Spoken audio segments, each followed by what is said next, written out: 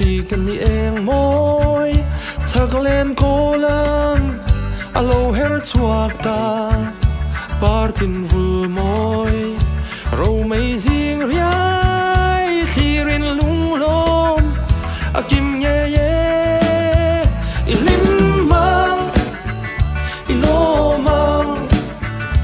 kum thar chi bai in buk ton nen izayang ilamang u he kum thar lom ma hian shung mi leng tan le mal som na le van par zu chua thar zela chung tin lom na huyang sei se dam tin dam min rem na khen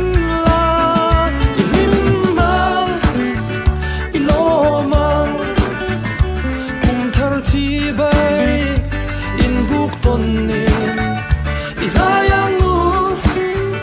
ilamang u he kum thar lom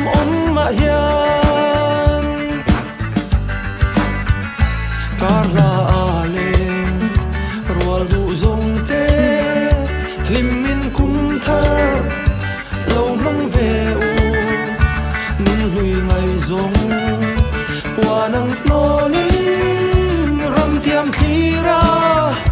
matiang sonin ilimang iloma kum thar chi bai in buk ton nin izayang u ilamang u he kum thar lom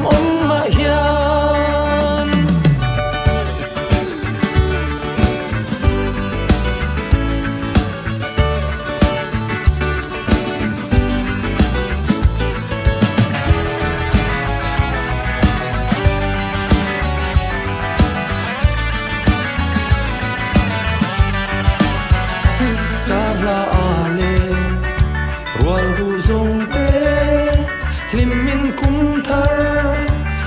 mang ve u